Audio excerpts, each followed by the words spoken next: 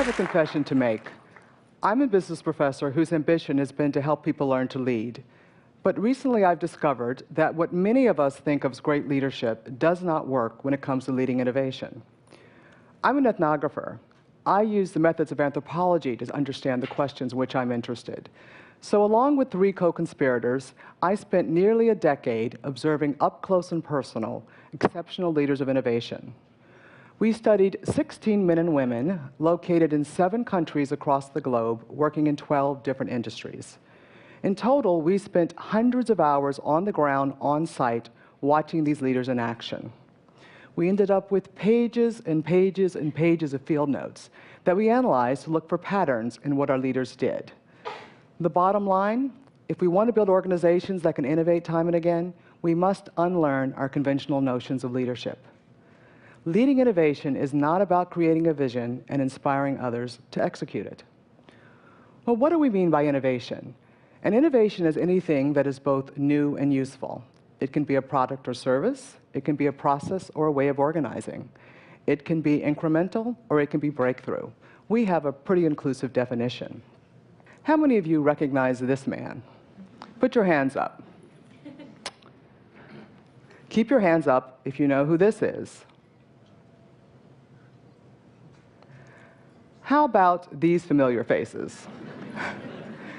So from your show of hands, it looks like many of you have seen a Pixar movie, but very few of you recognized Ed Catmull, the founder and CEO of Pixar, one of the companies I had the privilege of studying.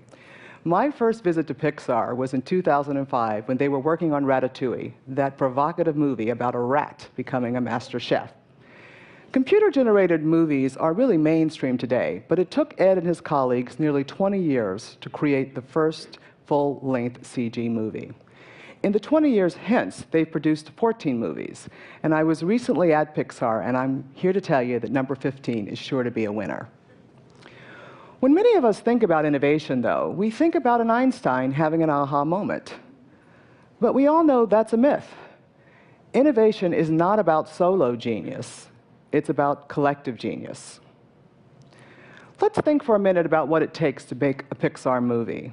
No solo genius, no flash of inspiration produces one of those movies. On the contrary, it takes about 250 people, 4 to 5 years, to make one of those movies. To help us understand the process, an individual in the studio drew a version of this picture. He did so reluctantly because it suggested that their process was a neat series of steps done by discrete groups. Even with all those arrows, he thought it failed to really tell you just how iterative, interrelated, and frankly messy their process was. Throughout the making of a movie at Pixar, the story evolves. So think about it. Some shots go through quickly. They don't all go through in order. It depends on how vexing the challenges are that they come up with when they're working on a particular scene.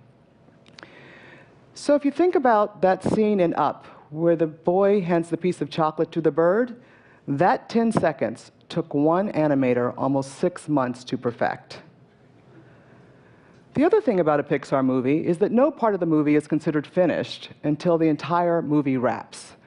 So partway through one production, an animator drew a character with an arched eyebrow that suggested a mischievous side.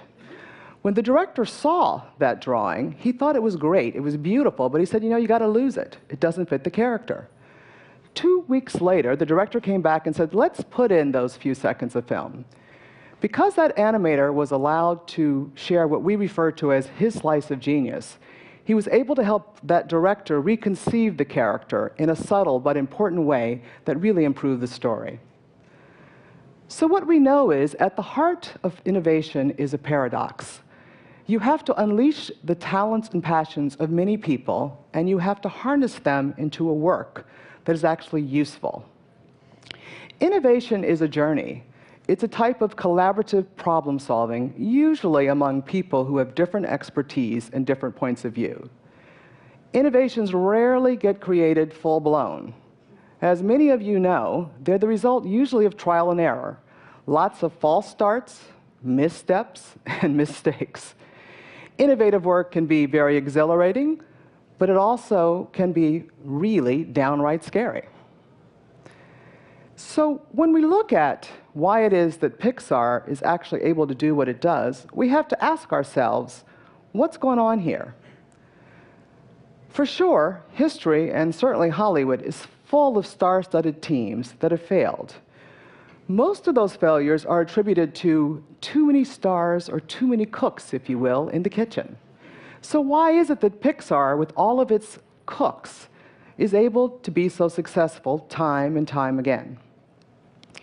When we studied an Islamic bank in Dubai, or a luxury brand in Korea, or a social enterprise in Africa, we found that innovative organizations are communities that have three capabilities: creative abrasion, creative agility, and creative resolution. Creative abrasion is about being able to create a marketplace of ideas through debate and discourse. In innovative organizations, they amplify differences, they don't minimize them. Creative abrasion is not about brainstorming, where people sort of suspend their judgment. No, they know how to have very heated but constructive arguments to create a portfolio of alternatives. Individuals in innovative organizations learn how to inquire, they learn how to actively listen. But guess what? They also learn how to advocate for their point of view. They understand that innovation rarely happens unless you have both diversity and conflict. Creative agility is about being able to test and refine that portfolio of ideas through quick pursuit, reflection, and adjustment. It's about discovery-driven learning, where you act as opposed to plan your way to the future. It's about design thinking, where you have that interesting combination of the scientific method and the artistic process. It's about running a series of experiments, not a series of pilots. Experiments are usually about learning. When you get a negative outcome, you're still really learning something that you need to know. Pilots are often about being right. When they don't work, someone or something is to blame. The final capability is creative resolution. This is about doing decision-making in a way that you can actually combine even opposable ideas to reconfigure them in new combinations to really produce a solution that is new and useful. So when you look at innovative organizations, they never go along to get along. They don't compromise. They don't let one group or one individual dominate, even if it's the boss, even if it's the expert. Instead, they have developed a rather patient and more inclusive decision-making process that allows for both-and solutions to arise, and not simply either-or solutions. So these three capabilities are why we see that Pixar is able to actually do what it does. Let me give you another example, and that example is the infrastructure group of Google. The infrastructure group of Google is the group that has to keep the website up and running 24/7. So when Google was about to introduce Gmail and YouTube, they knew that their data storage system was inadequate. The head of the engineering group and the infrastructure group at that time was a man named Bill Colrin. Bill and his leadership team, who we refer to as his brain trust, had to figure out what to do about this situation. So they thought about it for a while. And instead of creating a group to really tackle this task, they decided to allow groups to emerge spontaneously around different alternatives. Two groups coalesced. One became known as Bigtable. The other became known as Builder from Scratch. Bigtable proposed that they build on the current system. Build It from Scratch proposed that it was time for a whole new system. Separately, these two teams were allowed to work full-time on their particular approach. In engineering reviews, Bill described his role as injecting honesty into the process by driving debate. Early on, the teams were encouraged to build prototypes so that they could, quote, bump them up against reality and discover for themselves the strengths and weaknesses of their particular approach. When Build It from Scratch shared their prototype with the group whose beepers would have to go off in the middle of the night if something went wrong with the website, they heard loud and clear about the limitations of their particular design. As the need for a solution became more urgent, and as the data or the evidence began to come in, it became pretty clear that the Bigtable solution was the right one for the moment. So they selected that one. But to make sure that they did not lose the learning of the Builder from Scratch team, Bill asked two members of that team to join a new team that was emerging to work on the next generation system. Now, this whole process took nearly 2 years, but I was told that they were all working at breakneck speed. Now, early in that process, one of the engineers had gone to Bill and said, "We're all too busy for this inefficient system of running parallel experiments." But as the process unfolded, he began to understand the wisdom of allowing talented people to really play out their passions. And he admitted, if you had forced us to all be on one team, we might have focused on proving who was right and winning, and not on learning and discovering, really what was the best answer for Google. So why is it that Pixar and Google are able to innovate time and again? It's because they've mastered the capabilities required for that. They know how to do collaborative problem solving, they know how to do discovery-driven learning, and they know how to do integrative decision-making. Now, some of you may be sitting there and saying to yourselves right now, we don't know how to do those things in my organization. So why do they know how to do those things at Pixar, and why do they know how to do those things at Google? Well, many of the people that worked for Bill told us, in their opinion, Bill was one of the finest leaders in Silicon Valley. And we completely agreed. The man is a genius. Leadership is the secret sauce, but it's a different kind of leadership, not the kind many of us think about when we think about great leadership. One of the leaders I met with early on said to me, "Linda, I don't read books on leadership. All they do is make me feel bad. In the first chapter, they say I'm supposed to create a vision. But if I'm trying to do something that's truly new, I have no answers. I don't know what direction we're going in, and I'm not even sure I know how to figure out how to get there." For sure, there are times when visionary leadership is exactly what is needed.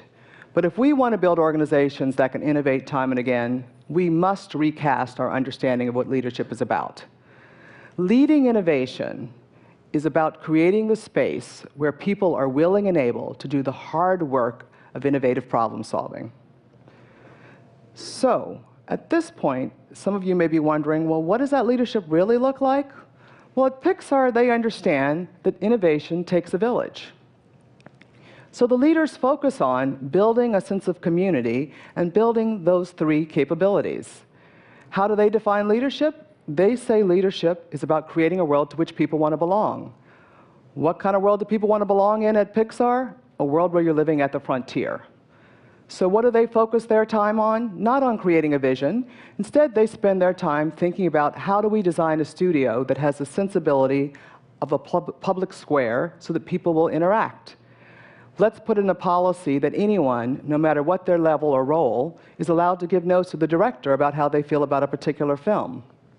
You know what? What can we do to make sure that all the disruptors, all the minority voices in this organization speak up and are heard?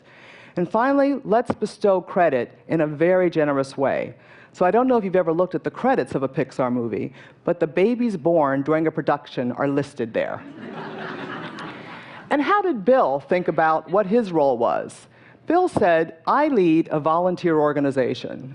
Talented people don't want to follow me anywhere. They want to co-create with me the future. My job is to nurture the bottom up and not let it degenerate into chaos."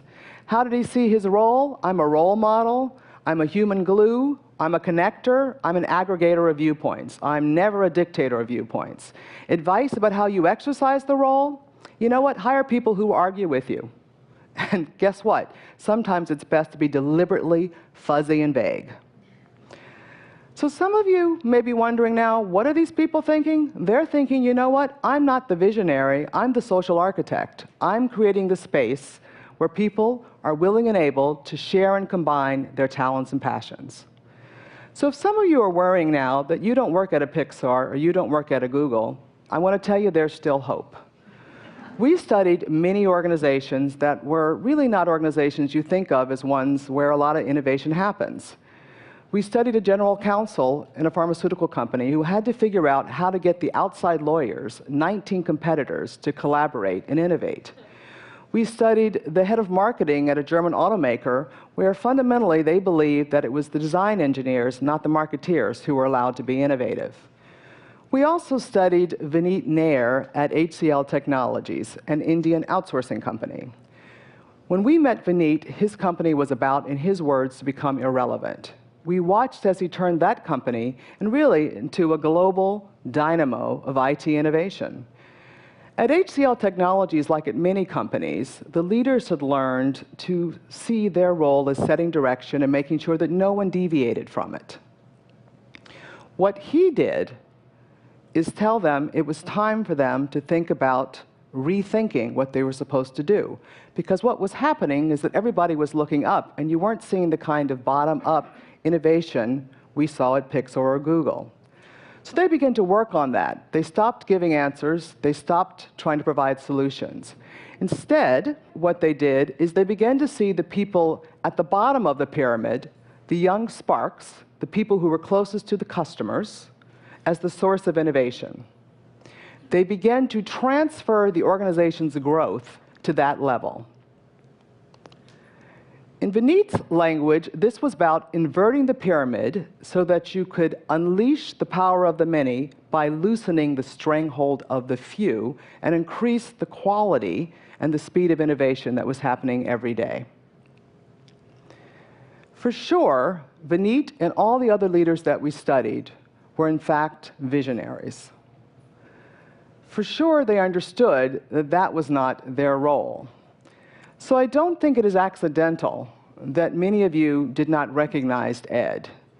Because Ed, like Vineet, understands that our role as leaders is to set the stage, not perform on it. So if we want to invent a better future, and I suspect that's why many of us are here, then we need to reimagine our task. Our task is to create the space where everybody's slices of genius can be unleashed and harnessed and turned into works of collective genius. Thank you.